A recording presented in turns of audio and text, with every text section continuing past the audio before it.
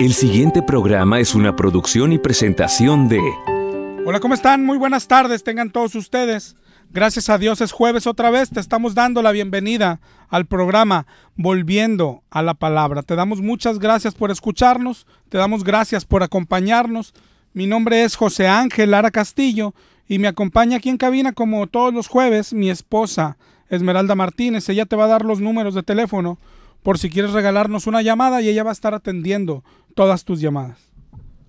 Nuevamente, buenas tardes. El programa es Volviendo a la Palabra, todos los jueves de 6 a 7 de la tarde aquí en Radio Esperanza. En cabina los teléfonos son 83 75 50 51 y 83 75 50 55. También tenemos un correo que es volviendoa.dios@hotmail.com. Por si quieres mandarnos un correo, también tenemos un número de celular donde puedes mandarnos mensajes de texto cualquier día de la semana. Es el 818-252-8607. Y una página de internet que es www.volviendoalapalabra.com. También tenemos Facebook donde puedes mandar también tus dudas, tus comentarios. Es Volviendo a la Palabra. Bueno, y otra vez muchas gracias por escucharnos y vamos a comenzar con el tema que tenemos preparado para el día de hoy. La semana pasada, si estuviste con nosotros, comenzamos el libro de Segunda de Pedro.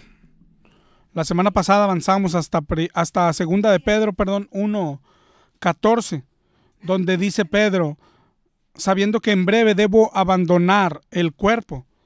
Está diciéndoles Pedro que pronto va a morir.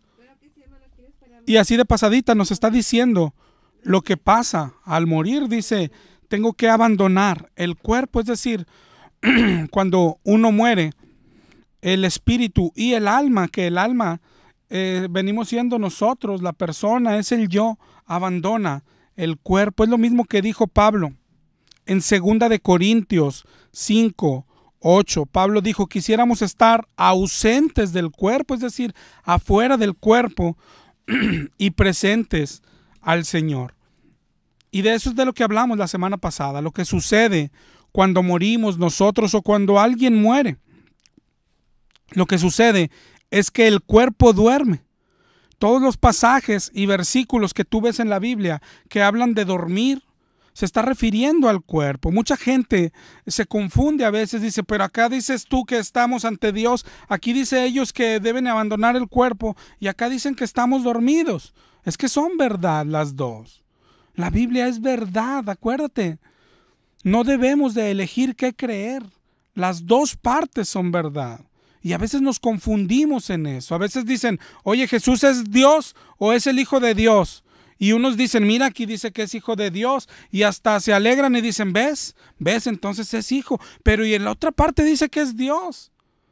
Entonces, ¿qué es Jesús? Jesús es el Hijo de Dios y Jesús es Dios mismo. Oiga, pero no se puede. Pues peléese con Dios. Pero eso es lo que dice la palabra de Dios. Y lo que dice la palabra de Dios en este caso es que el cuerpo duerme. Es verdad. Todos los versículos que dicen que dormimos son verdad, pero se están refiriendo al cuerpo. El espíritu vuelve a Dios. Eso es lo que enseña la Biblia en muchos pasajes. Por ejemplo, en Eclesiastés 12:7. Eclesiastés 12:7 dice que el polvo vuelve a la tierra y el espíritu vuelve a Dios que lo dio. Eso es lo que sucede. Eso es lo que sucede. Aquí aprovecho para despejar una duda. Algunos la semana pasada nos preguntaron, ¿qué pasa con los que creman? Es lo mismo, son cenizas, es igual que ser polvo. Los difuntos cuando son enterrados, al poco tiempo se empiezan a convertir en polvo. De ahí del polvo o de ahí de la ceniza, que es lo mismo, los tomará el Señor un día y los levantará.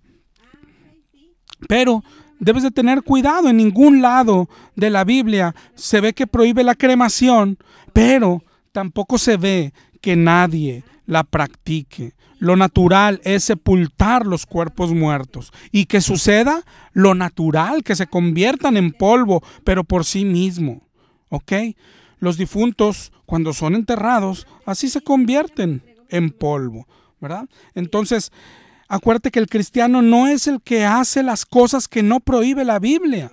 El cristiano es el que hace lo que la Biblia dice que hagamos, nada más. Es decir, no porque la Biblia no prohíba la cremación, tenemos que quemar nosotros esos cuerpos, ¿verdad? Eso es nada más de pasadita, pero el tema que tenemos es lo que dice el Salmo 146, 3 y 4. Salmo 146 dice: no confíes en hombre, porque sale su espíritu y él vuelve al suelo. Eso es lo que pasa. Él vuelve al suelo, el cuerpo se va a convertir en polvo, pero el alma y el espíritu salen. El espíritu y el alma están ligados, están juntos. Como dice Hebreos 4:12, la palabra de Dios penetra hasta partir el alma y el espíritu. Están unidos, están unidos. El alma no duerme ni un segundo. Génesis 35:18 dice: aconteció que al salírsele el alma, pues murió. Cuando mueres, el alma sale y va junto al espíritu ante Dios. Primera de Reyes 17:21. Primera de Reyes 17:21 dice: Elías, cuando murió el hijo de la mujer que le daba de comer, se tendió sobre el niño y clamó a Jehová: te ruego que hagas volver el alma. ¿Te das cuenta? Y dice el 17:22, y el alma volvió y el niño revivió. Es decir, cuando morimos sale el espíritu y el alma y van a Dios. A nuestro último suspiro en esta vida, en esta tierra, le sigue el primero delante de Dios en el cielo. ¿Y a qué vamos con Dios? Primero que nada, a ser enjuiciados, a ser juzgados. Eso es lo que dice la Biblia en Hebreos 9:27, de la manera que está establecido para los hombres que mueran una sola vez y después el juicio. Eso es lo que está establecido, que después de la muerte viene el juicio. Segunda de Corintios 5:10 dice: porque es necesario que comparezcamos todos nosotros ante el tribunal de Cristo, para que cada uno reciba según lo que haya hecho mientras estaba en el cuerpo. Es decir, salimos del cuerpo y vamos al tribunal de Cristo a ser juzgados. ¿Te das cuenta? Y de esto también como que quedó alguna duda la semana pasada. O sea, ¿cómo que el juicio de inmediato? Si la Biblia habla de un juicio hasta el final. Yo creo que todos hemos leído, visto u oído del juicio del gran trono blanco. Por eso también recibimos algunos mensajes con este tipo de duda. Entonces, ¿cuándo es el juicio? ¿Cuándo morimos o cuando se acaba el mundo? Y de eso queremos hablarte un poco hoy, del juicio de Dios, de varias cosas del juicio de Dios. Pero lo primero que quiero que veamos juntos es: ¿cuándo es el juicio de Dios? ¿Cuándo es cuando vamos a ser enjuiciados? Yo creo que eso es la principal duda, porque lo que todos tenemos claro, espero que todos lo tengamos claro, es que un día seremos juzgados por Dios, como leímos ahorita, para recibir lo que hayamos hecho cuando estábamos en el cuerpo, sea bueno o sea malo. Entonces, una pregunta que debemos de tener por siempre es: ¿estamos preparados para el juicio de nuestro Señor?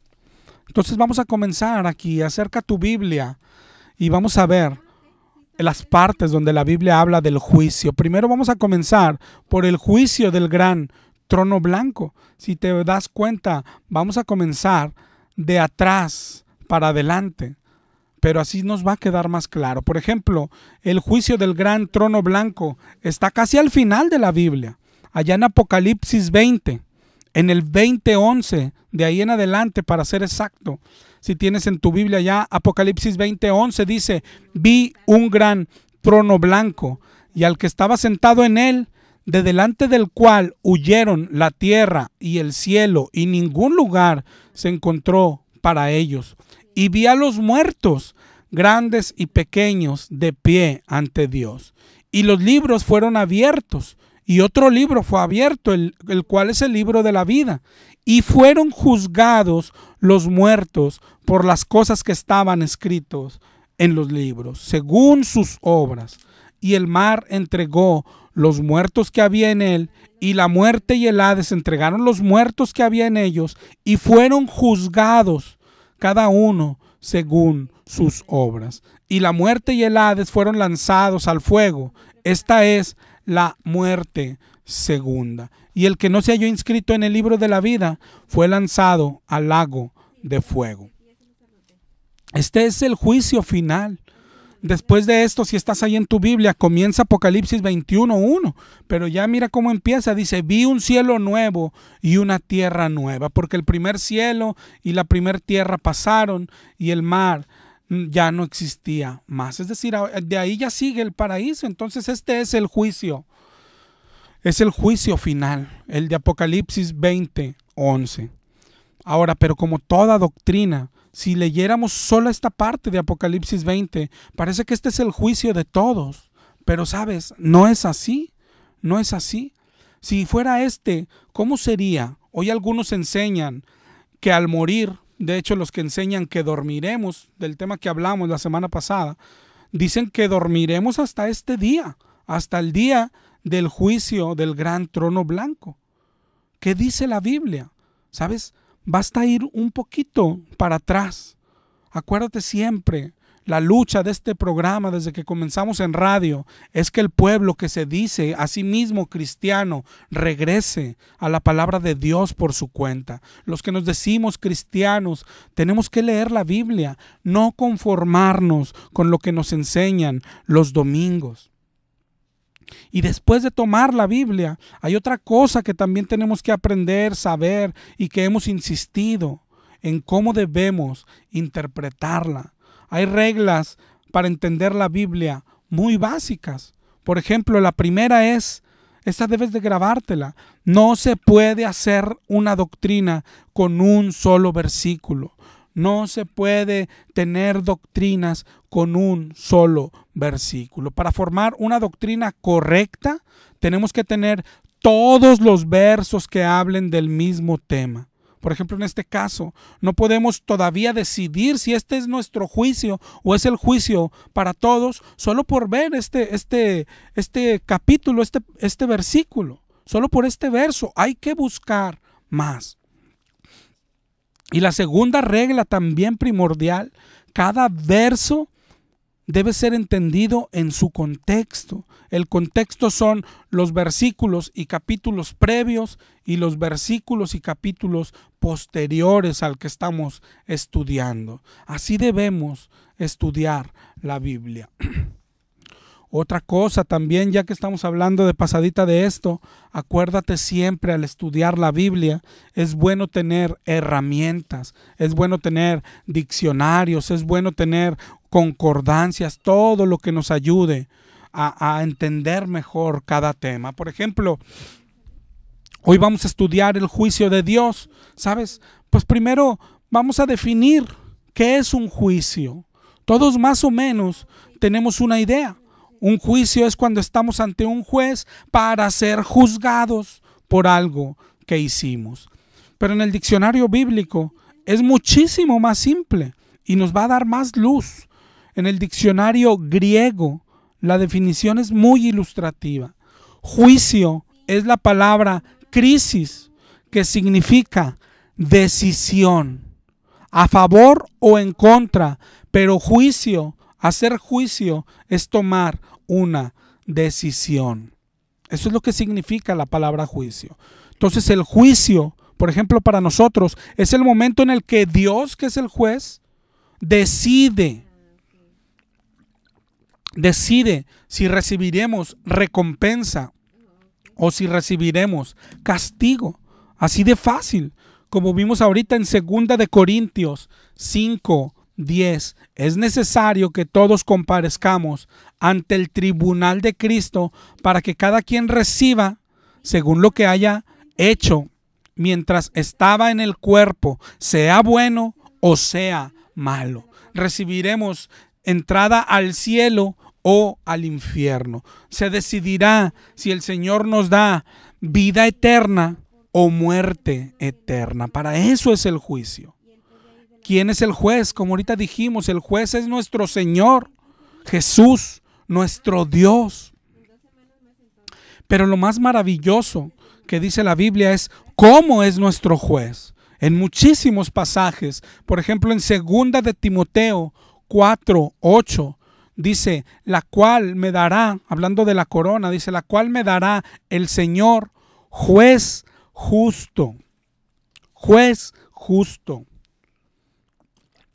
El Salmo 7:11. Salmo 7:11 dice que Dios es juez justo y está airado contra el impío todos los días. Pero tenemos un juez justo, tenemos un juez santo, tenemos un juez incorruptible. Jamás nadie ha podido acusarle de haber hecho un mal juicio. Jamás nadie ha podido demostrarle que se ha equivocado. Jamás nadie ha podido decir que se puede corromper. Es inimaginable. Ese es nuestro juez. 1000% justo y 1000% santo. Y dará a cada quien lo que le corresponde. Ni más ni menos. Como dice Romanos 2:6, el cual pagará a cada uno conforme a sus obras. Vida eterna a los que perseverando en bien hacer buscan gloria, honra e inmortalidad, pero ira y enojo a los que son contenciosos y no obedecen a la verdad. De eso se trata el juicio. Pagará a cada uno conforme a sus obras. Pero mira aquí mismo en Romanos 2:5, cómo nos deja ver otro momento de juicio. Dice en el 2:5, por tu dureza y tu corazón no arrepentido, atesoras para ti mismo ira para el día de la ira y de la revelación del justo juicio de Dios. Es el día del juicio, pero si te fijas no es el del trono blanco. Este está en el día de la ira, no es el mismo. Entonces ahí mismo en Apocalipsis va a ser nuestra guía hoy. Mira cómo ahorita vimos del juicio del trono que aparece en Apocalipsis 20. Pero ahora regresando al tema, si este fuera nuestro juicio, si este fuera el único juicio, entonces todos deberían estar en algún lugar neutral. Los que dicen que es así, dicen el infierno está vacío. Y entonces el cielo también debería estar vacío. Antes de este juicio, nadie podría estar con Dios. Pero no es así. El del gran trono blanco no es el único juicio. Solamente hay que ir un poquito atrás. De hecho, ahí mismo, en Apocalipsis 20, se ve en el 22, dice que atan a Satanás 1000 años. Está hablando del periodo de tiempo que se conoce como el milenio, que comienza luego de la segunda venida del Señor. Y mira lo que dice ahí en Apocalipsis 24. Los que no recibieron la marca, etcétera, dice, vivieron y reinaron con Cristo 1000 años. Si el juicio es hasta Apocalipsis 20:11, entonces estos de Apocalipsis 24, ¿cómo se decide quién reina y quién no? Porque ya hubo un juicio previo. Hay un juicio antes del gran trono blanco. Un poquito más atrás, Apocalipsis 19, habla de las bodas del Cordero en el cielo. Y dice en Apocalipsis 19:6, oí la voz de una gran multitud, como el estruendo de muchas aguas, y la voz de grandes truenos que decían, aleluya, porque el Señor nuestro Dios reina. Ahora, otra vez, si el juicio que esperamos es aquel de Apocalipsis 20:11, ¿de dónde salieron esta gran multitud que está alabando al Señor? ¿Sabes? Salieron de un juicio previo al del gran trono blanco, el que vimos ahorita en Romanos 2:5, el juicio del día de la ira. El día de la ira, yo creo que ya hemos hablado de este día muchas veces. Ese es un solo día en la historia de la humanidad. De hecho, el último día de la humanidad es día de juicio. Mira, si sigues en Apocalipsis 15 a Apocalipsis 19, todo eso sucede en este día, en el día del Señor. Sofonías 1, del 14 al 18. Dice: cercano está el día grande de Jehová, cercano y próximo. Es amarga la voz del día de Jehová. Gritará allí el valiente. Día de ira aquel día, día de angustia y de aprieto, día de alboroto y asolamiento, día de tiniebla y oscuridad, día de nublado y entenebrecimiento, día de trompeta y de algazara sobre las ciudades fortificadas y sobre las altas torres, dice el Señor. Atribularé a los hombres, andarán como ciegos porque pecaron contra Jehová, y la sangre de ellos será derramada como polvo y su carne como estiércol. Ni su plata ni su oro podrá librarlos en el día de la ira de Jehová. Este es el día de la ira, un solo día, cuando termina la humanidad. Después de este día sigue el milenio. Antes de este día del Señor, un segundo antes o el primer segundo del día del Señor, sucede lo que conocemos como el rapto, como el arrebatamiento. ¿Sabes? Y para ser arrebatados o para ser dejados, cualquiera de las dos cosas, quiere decir que las personas ya fueron juzgadas ese día. Por eso dice día de ira y día de juicio. Fíjate bien y piensa en este día. Este juicio no es ante el trono, pero es día de juicio.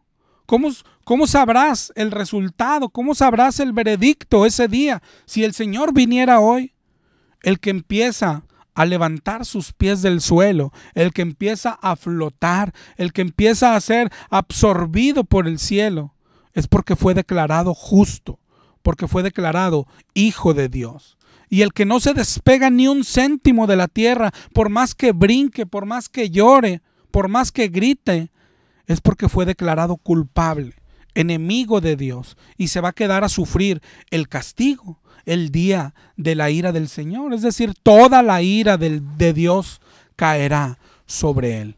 Este es el juicio del que más habla la Biblia. Apocalipsis 14:14. Ahí es donde se hace este juicio. Apocalipsis 14:14 dice: miré, y he aquí una nube blanca, y sobre la nube uno sentado, semejante al Hijo del Hombre, que tenía en la cabeza una corona de oro y en la mano una hoz aguda. Está hablando de Jesucristo. Acuérdate cuando Juan el Bautista dijo: el aventador está en sus manos. Te vamos a dar los números de teléfono. Gracias por seguirnos acompañando. En cabina los teléfonos son 83 75 50 51 y 83 75 50 55. El celular es 818-252-8607. Nuestra página de internet es www.volviendoalapalabra.com, donde puedes checar prédicas anteriores. Y en el Facebook, Volviendo a la Palabra, también es para mensajes. Apocalipsis 14:16. Estamos hablando del juicio cuando viene nuestro Señor. La segunda venida del Señor, dice Apocalipsis 14:16. El que estaba sentado sobre la nube metió su hoz y la tierra fue cegada.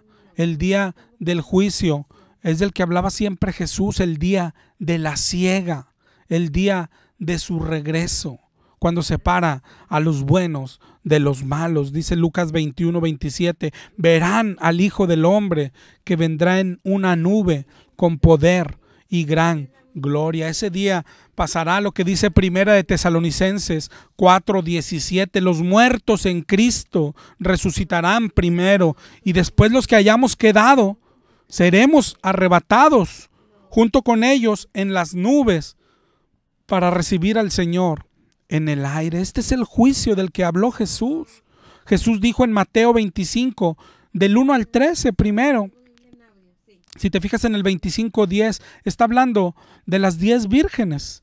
Y mientras las imprudentes iban a comprar, vino el esposo, y solo las que estaban preparadas entraron con él a las bodas. Al final dice: velad, porque no sabéis el día ni la hora en que el Hijo del Hombre ha de venir. Si te fijas en todo el 25, lo que está poniendo son ejemplos de aquel día de juicio, pero es del que más habló nuestro Señor Jesús. Dice en el 25:14 al 30, es la parábola de los talentos, y al final termina en Mateo 25:30, al siervo inútil échenle en las tinieblas de afuera, ahí será el lloro y el crujir de dientes. Mateo 25:31 habla un poco más claro todavía de este juicio.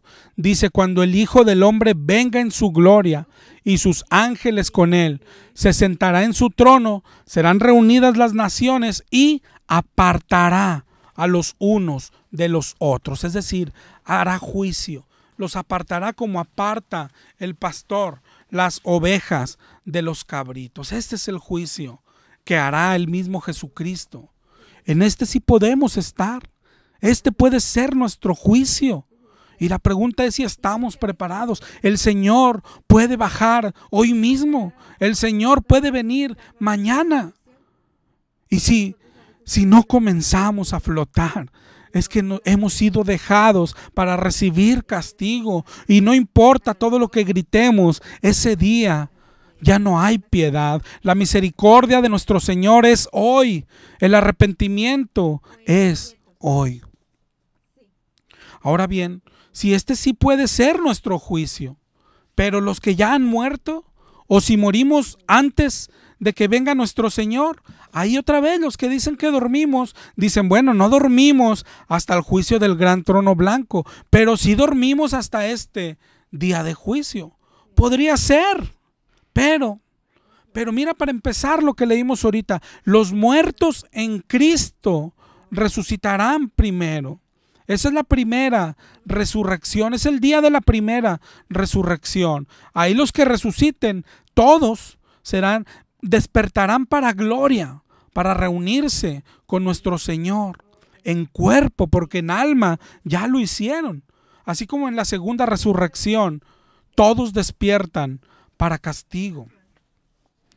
Pero decimos: este sí puede ser nuestro juicio. Entonces, ¿será así? ¿Qué dice la Biblia otra vez? Acuérdate que nuestra base, nuestra guía sigue siendo Apocalipsis.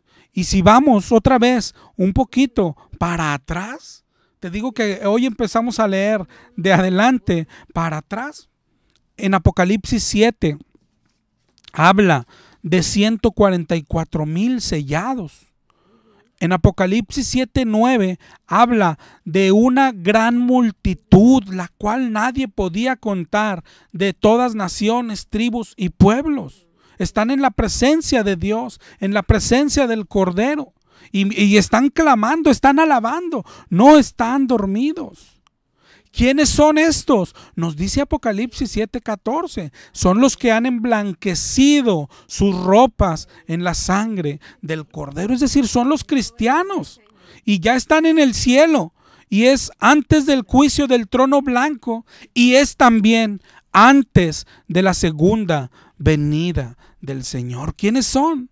Los que han ido muriendo y han sido juzgados día con día. Gente se muere y llega ante Dios para recibir el juicio. Estos son los que ya han sido juzgados y que han sido tenidos por dignos de estar ante el Señor, gracias a su gracia y gracias a su misericordia. Pero otra vez lo que quiero que veas ahí en Apocalipsis es que estos están antes del día de la ira y antes del juicio del trono blanco. ¿Por qué? Porque hay otro juicio previo cuando vamos muriendo cada uno. Miren Apocalipsis 6 también, en Apocalipsis 6:9 Dice que cuando abrió el quinto sello, vi bajo el altar las almas. ¿Te acuerdas de lo que hablamos la semana pasada? El alma sale del cuerpo y está aquí ante Dios. El cuerpo está dormido, pero el alma está en el cielo. Y otra vez, ¿por qué están en el cielo? Si el juicio es hasta el día de la ira o el juicio es hasta el día del gran trono blanco.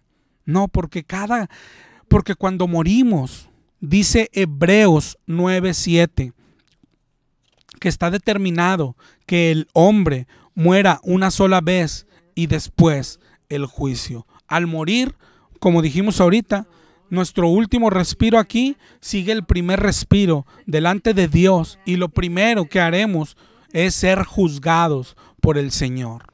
Y después viene de inmediato nuestro castigo o nuestra recompensa. Pero no dormimos ni un segundo. Así le dijo Jesús al ladrón de la cruz: hoy estarás conmigo en el paraíso. Hoy. No le dijo que al final, le dijo hoy. No le dijo que iba a dormir un rato.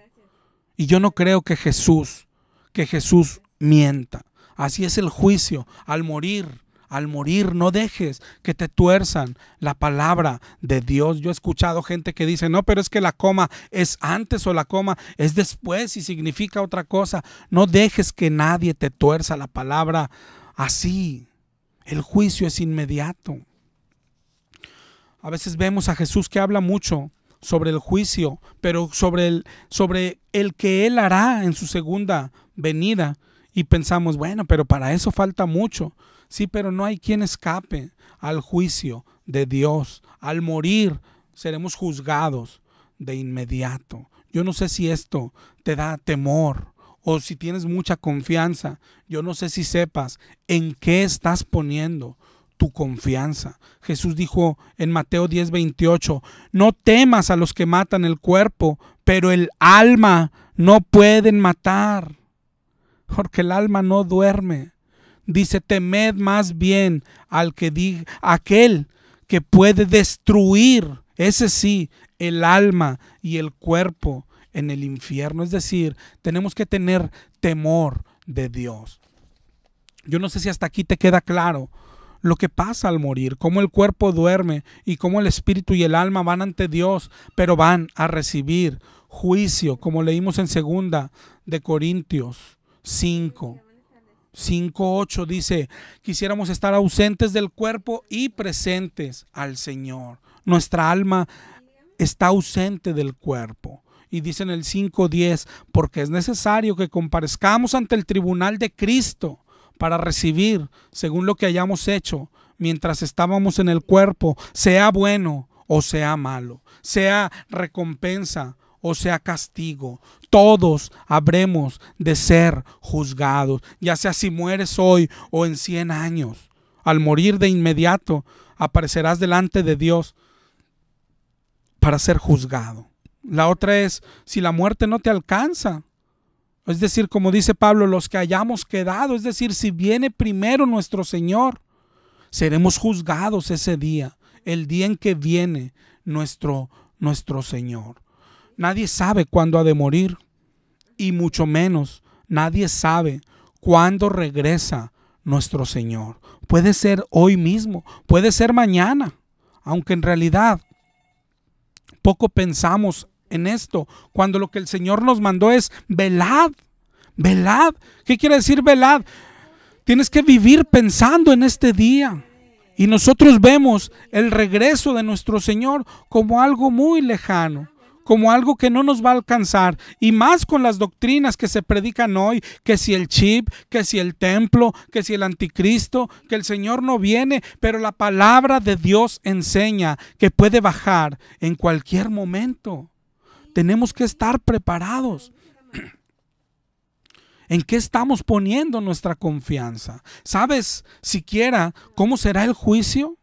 Si mataras a alguien aquí en la tierra, ¿cómo serías juzgado? Por la ley terrenal, ¿verdad? Si evades impuestos, ¿cómo serías juzgado? Por las leyes fiscales. Si un día tienes un accidente de auto, ¿cómo serías juzgado? Por las leyes de tránsito.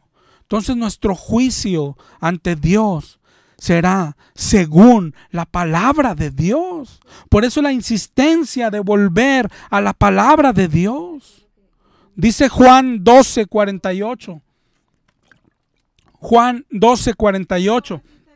Dijo Jesús: el que me rechaza y no recibe mis palabras, ya tiene quien le juzgue. La palabra, ella le juzgará en el día postrero. Seremos juzgados con la palabra. Seremos juzgados según la palabra. Y estamos ignorando su palabra. Seremos juzgados. Ahorita leímos en 2 de Corintios 5:10, según lo que hayamos hecho. Pero según lo que hayamos hecho, según nuestras obras, van a ser confrontadas contra la palabra de Dios. ¿En qué estás poniendo tu confianza? Imagina ese día de tu juicio, porque es tu juicio. No hay, ante el Señor, no vas a estar en grupo. Esto no es con tu familia. Esto no es ni siquiera con tu iglesia. Esto es individual. Tú ante el Señor, ¿qué le dirás al Señor? ¿Por qué crees que debo dejarte entrar al cielo? ¿Qué le dirás? ¿Porque iba a la iglesia, Señor? ¿O porque diezmaba, Señor? ¿Qué le dirás al Señor? Mira lo que dice Mateo 7:21. Mateo 7:21 en adelante. No todo el que me dice Señor entrará en el reino de los cielos, sino el que hace la voluntad de mi Padre que está en los cielos. ¿Estás haciendo su voluntad? ¿Cómo lo sabes? Hoy tristemente ni los cristianos, ni los que se dicen cristianos están estudiando la Biblia. Y conforme a la Biblia serás juzgado. Mira ya adelantito en el 7:22 de Mateo. Dice: muchos me dirán, Señor, Señor, ¿no profetizamos en tu nombre? ¿En tu nombre echamos demonios y en tu nombre hicimos milagros? Y el Señor les dice: nunca los conocí, apártense de mí, hacedores de maldad. ¿Te das cuenta? Esto no se trata de religión. Esto no se trata de decirle Señor nomás de los dientes para afuera. No se trata de repetir una oración. No se trata de confesarlo. No se trata de echar demonios. No se trata de hacer milagros. Entonces, mira cómo comienza el pasaje. En Mateo 7:20, por sus frutos los conoceréis. Por tu fruto. ¿Cuál es tu fruto? ¿Estás dando fruto para Dios? Dice Jeremías 17:10. Jeremías 17:10. Yo, Jehová, que escudriño la mente, que pruebo el corazón, para dar a cada uno según su camino, según el fruto de sus obras. Leímos ahorita Romanos 2:6, el cual pagará a cada uno conforme a sus obras. Vimos 2 de Corintios 5:10, que le dará a cada uno según lo que haya hecho mientras estaba en el cuerpo, por sus frutos, por los frutos. Pero muchos dicen, pero oiga pastor, pero no somos salvos por obras. Claro que no somos salvos por obras, somos salvos por gracia. Pero mira Efesios 2:8, precisamente el que dice que por gracia somos salvos, dice en el 2:10, porque somos hechura suya, creados en Cristo Jesús, ¿para qué? Para buenas obras. Para buenas obras. Y eso es lo que nos pasa. Este versículo es nuestro ejemplo, que no leemos la Biblia y lo que leemos son solo pedacitos. Nos gusta la parte donde dice somos salvos por gracia. El 2:9, no por obras. ¿Ves? No por obras. Sí, pero el 2:10 dice que fuimos hechos para hacer obras. Fuimos salvados para hacer obras. El libro de Santiago dice que la fe sin obras es una fe muerta. ¿Te das cuenta? Fuimos salvados para hacer buenas obras. Si no las estás haciendo, estás en pecado e irás al infierno. Tú puedes decir, pero yo ya soy cristiano y voy a la iglesia. Y yo te pregunto, porque el Señor te preguntará, ¿dónde dice en la Biblia que ir a una iglesia salva?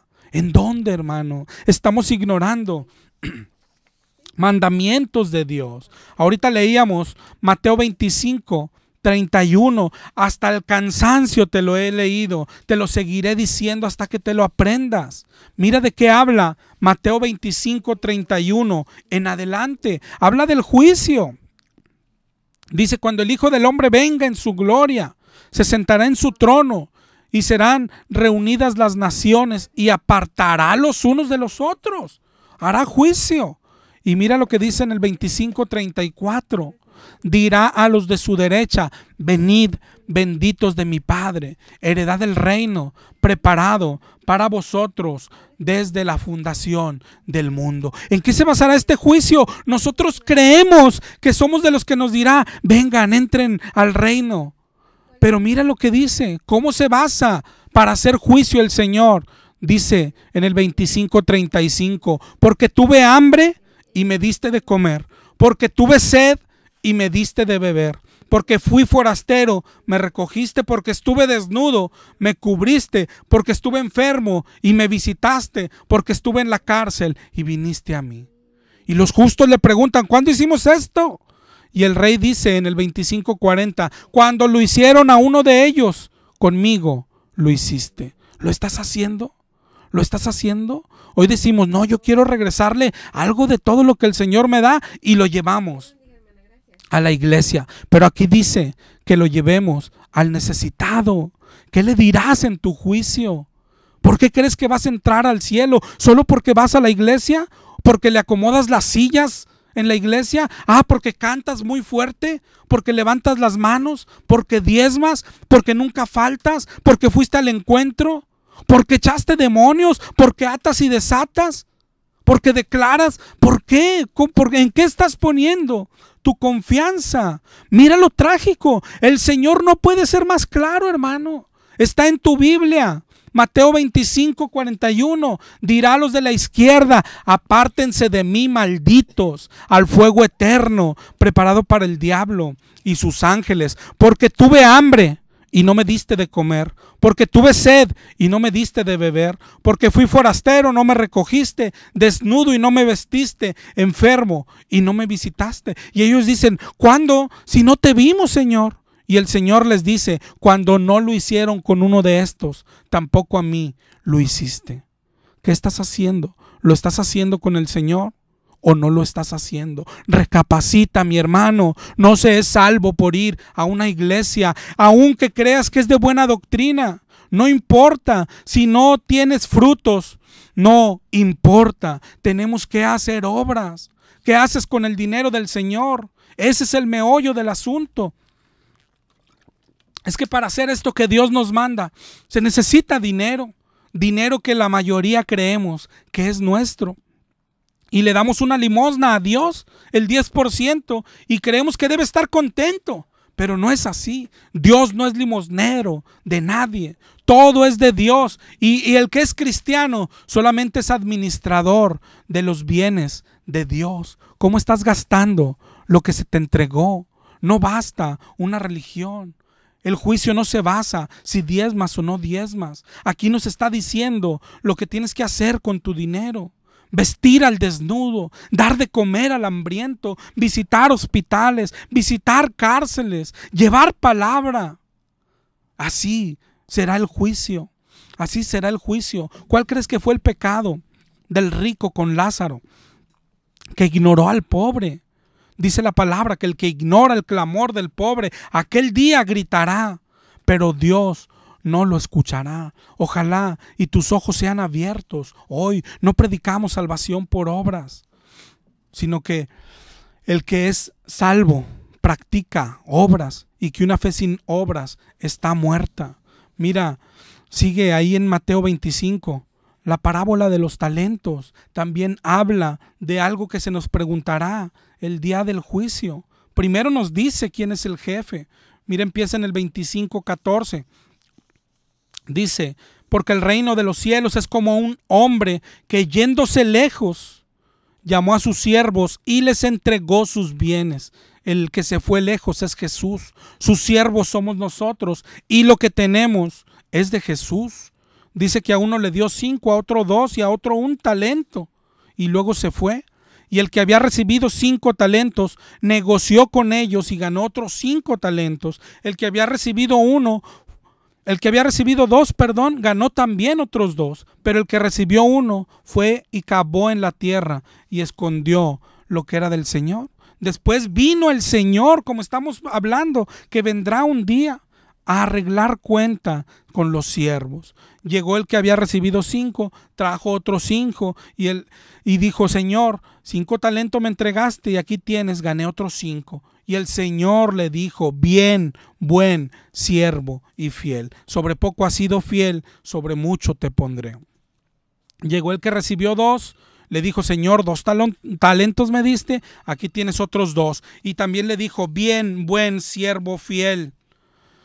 Y en el 24 dice: llegando el que había recibido 1, le dijo: es que como eres hombre duro y ciegas donde no sembraste, tuve miedo y escondí el talento. Y aquí tienes el talento. Y el Señor le dijo: siervo malo y negligente, si sabías que ciego donde no sembré y que recojo donde no esparcí, debías haber dado mi dinero a los banqueros para que yo hubiera recibido los intereses. Quítenle el talento, denlo al que tiene 10, porque al que tiene le será dado y tendrá más, y el que no tiene, lo que tiene le será quitado. Y al siervo inútil, échenlo en las tinieblas de afuera. ¿Te das cuenta? Somos administradores de Dios y Él nos va a preguntar. El dinero es para que dé fruto en el reino. ¿Qué estás haciendo con lo que Dios puso en tus manos? Lo que estamos hablando ahorita, para obedecer a Dios, para hacer lo que dice en Mateo 25:31 en adelante, se necesita poner ese dinero que no es de nosotros sino de Dios. Se necesita de nuestro tiempo y esfuerzo. Para ir con el hambriento necesitas ir al súper y gastar dinero, necesitas hacer bolsitas de despensa, necesitas tiempo y esfuerzo para ir a llevarlos el domingo a una colonia pobre. Pero hoy decimos: no, pero es que el domingo es el día del Señor, hay que ir a la iglesia. Y yo te pregunto, ¿si estará muy contento el Señor con tantos cristianos encerrados en una iglesia? ¿Quieres pasar tiempo con Dios? Él está diciendo que está en el pobre, en el enfermo. Ahí está el Señor esperándonos. Esto es muy serio, hermano. ¿Qué le dirás el día de tu juicio? ¿Qué le dirás? Es que iba a una iglesia de sana doctrina. Ah, qué bueno. ¿Y qué hacías? ¿Qué hacías? Nada, pues hacía lo mismo que el de mala doctrina. Los dos encerrados sin hacer obras. Oír una doctrina no te salva. Ser oidor no te salva. Tienes que ser hacedor. Otro mandamiento, aparte del de hacer obras, ya nos queda bien poquito tiempo, pero el más grande: ir y hacer discípulos. Ir y hacer discípulos. ¿Estás saliendo a predicar? Para eso fuimos salvados, para que compartieras el evangelio a otros.